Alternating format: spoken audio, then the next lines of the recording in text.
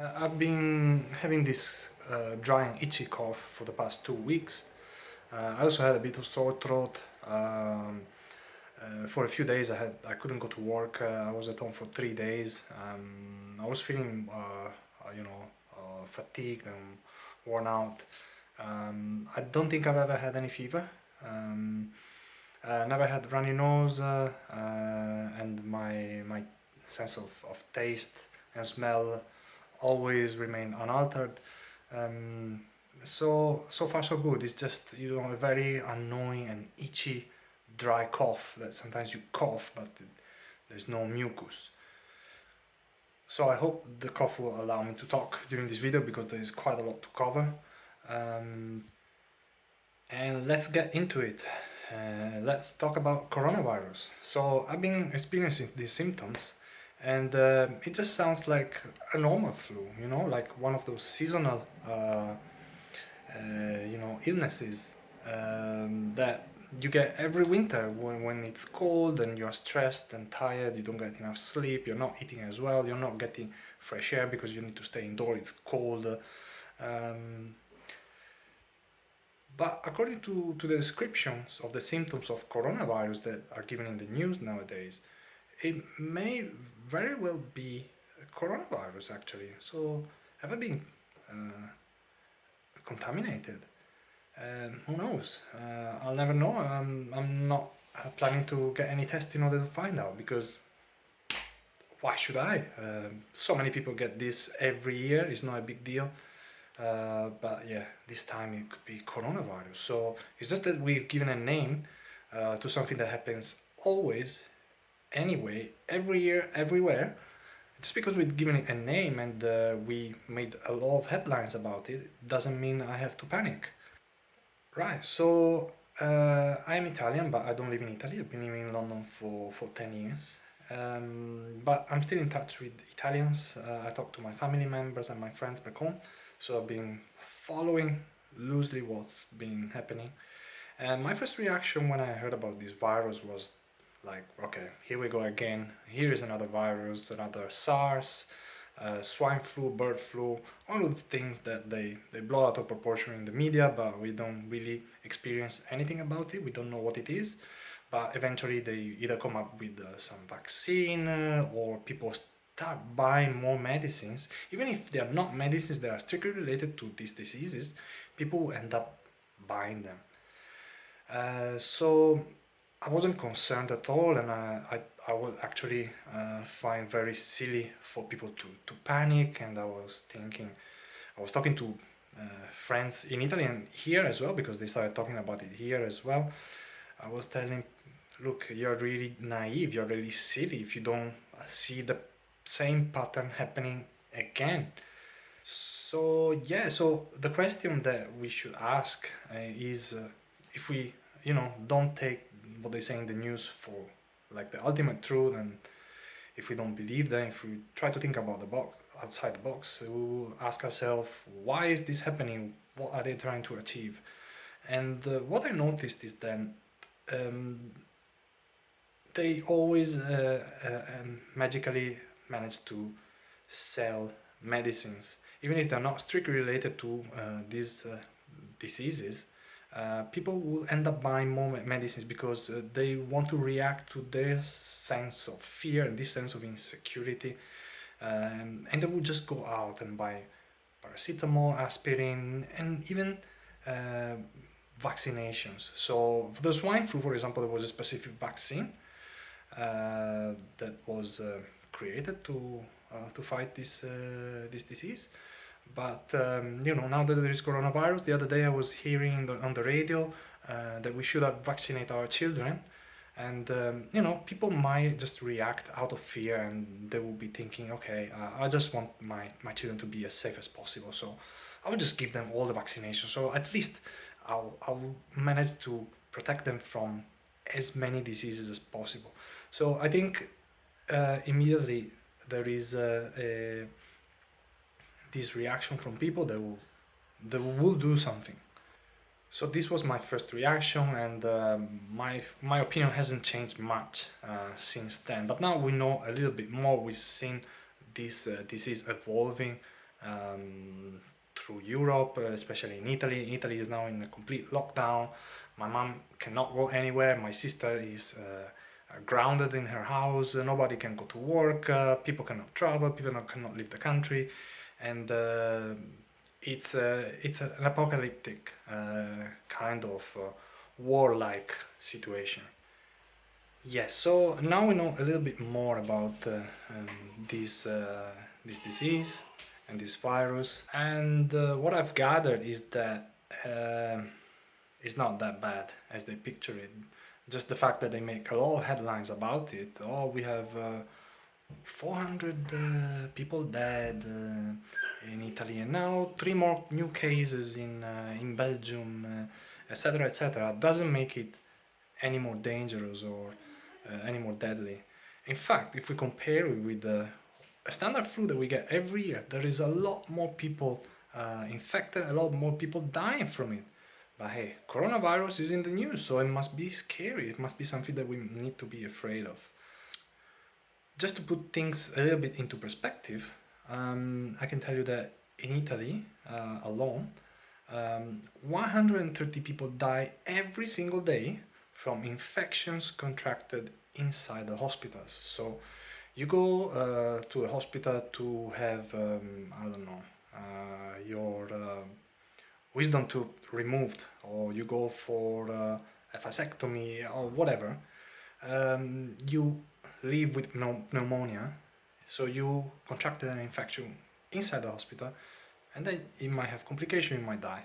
So 130 people die every single day in Italy, but there are no headlines. Nobody talks about it. Nobody tells you to lock yourself inside your house or not go into hospital.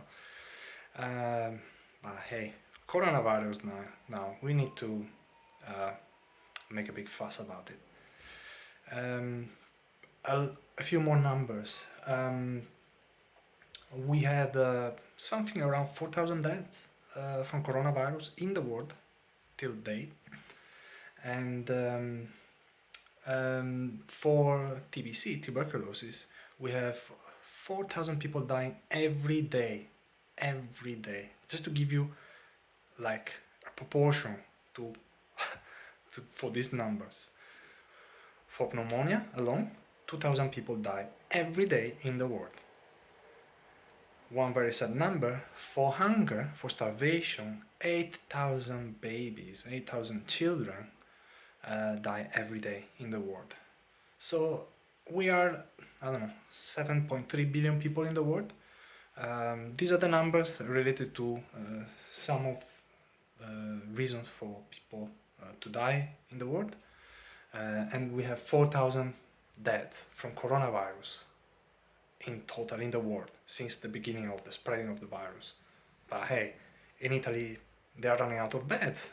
Hospitals are filling up with people that need ICU treatment, and yeah, it's panic, right?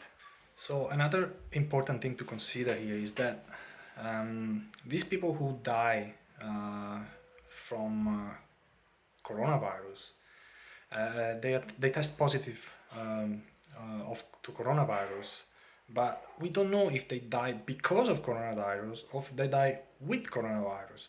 So these people may die because they have cancer, because they are old, they have very weak immune system, but they are positive to coronavirus. So we say that they die because of coronavirus. So it's very important to see how they play and manipulate the information here to understand that, yeah, they are just taking the piss. So another important question to ask is, why is this virus spreading in China and Italy so far? Why just these two countries? I mean, there are so many more countries that are a lot more connected than Italy in Europe. Think about UK, London, but even Germany and France, they have a lot more commerce, people travel a lot more. Why is only Italy being affected so heavily? This virus either likes Italy so much and wanted to like go on holiday in Italy, or maybe he's racist. Actually, he does hate Italians. It's like a racist virus, and he only wants to kill Italians. And then, yeah, so what could be the real reason behind it? Here I can only guess, I can only speculate. Italy Maybe it's a country with a lot of potential, there is a lot of resources, there is tourism, and there is human resources. Um, there is a lot of services that are still public and they haven't been privatized yet. So once we manage to destroy this economy, they can end up like Greece. Like Greek people don't own anything anymore. So the same thing can happen in Italy. Yeah, so a lot of room for privatization, a lot of room for exporting products. So it's just a guess, it's just an opinion. We don't have any proof of this. And then China, why China? Well, China is possible the single most important enemy of the superpower of the empire of the United States, right? They are the new empire that dominated the planet for the past, I don't know, 100 years, 80, 90 years. So yeah, these are my very wild guesses. In the meantime, what is happening? If we look at the stock market has been crashing down and it will keep plummeting. Now it's down, what, 10-15%?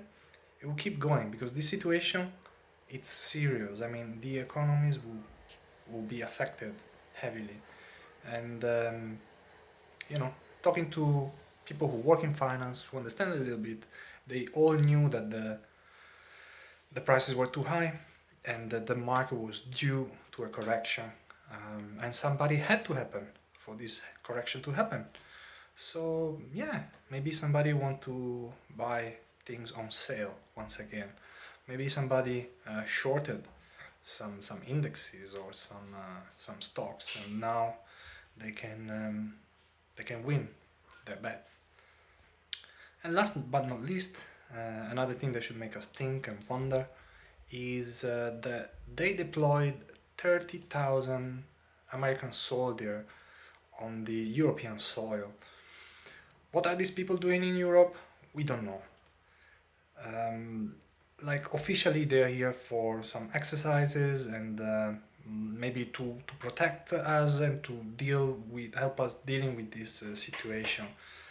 So this is the official reason, but is it really like that? It looks like a strange coincidence that this is happening now. So they're trying to scare us. They're having very good success at it, but I think we all need to at least question what they're telling us, think outside the box, think of the reason why this is happening now, because nothing happened just randomly. This virus, where is it coming from? Last thing I want to say, these viruses originate and spread from meat markets. If we were all vegan and if we were not consuming any meat, maybe we would dramatically decrease the chances of these viruses to originate and spread. That is assuming that this virus wasn't engineered in some military lab in Wuhan, China, because that's something else that I heard. This was a virus that was manufactured in a lab, and then got out of control. So yeah, that's all from me. Keep an open mind and think outside the box.